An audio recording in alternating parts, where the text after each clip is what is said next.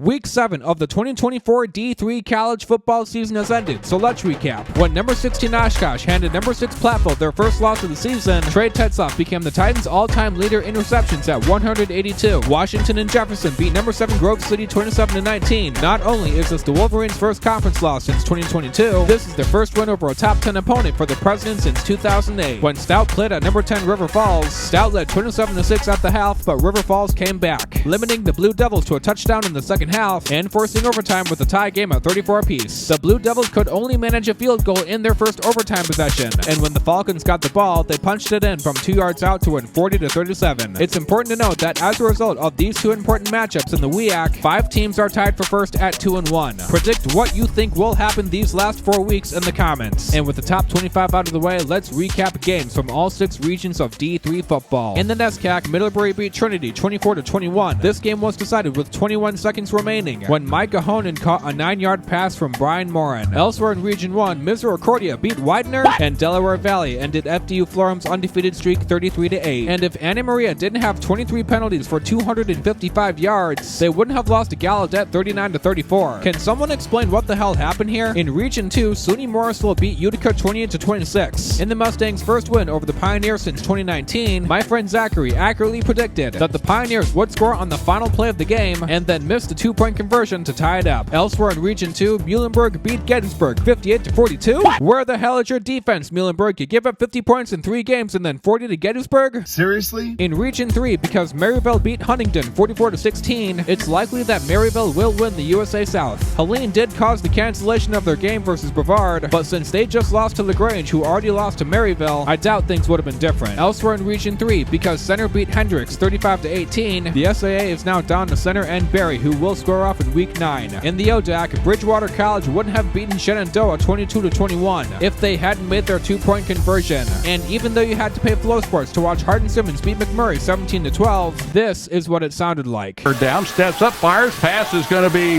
knocked away, incomplete over on the far side of the field. In Region 4, in the 36th Cuyahoga County Gold Bowl game, John Carroll beat Baldwin Wallace 20-16. It's worth noting that in half of the last 12 straight victories over the Yellow Jackets, the Blue Streaks won by 7 points or less. In Region 5, a staggering 157 people showed up to witness Lawrence win a game for the first time in over 1,000 days. Elsewhere in the Midwest Conference, Lake Forest beat Grinnell 42-22. The Foresters are now on a crash course to challenge the Fightin' Scots of Monmouth College for the Midwest Conference title in Week 10. And in the first ever We Lost to North Park Bowl, Carroll beat Augustana 30-20. In Region 6, when St. Olaf played St. Scholastica, Colin Swan made a 21-yard field goal at the end of the game to help keep the Ols' unbeaten streak alive. And in the SCIAC, we all thought Chapman was the best team until they lost to Pomona Pitzer 21-17. I do want to point out that the divisional structure of the SCIAC has it so that Pomona Pitzer will make it to every conference championship game until Redlands and Laverne stop sucking. Thank you for making it this far into my longest D3 football recap ever. Like, follow, and subscribe for more. Pressure coming off the edge is picked up. Feliciano steps up, now gets rid of it.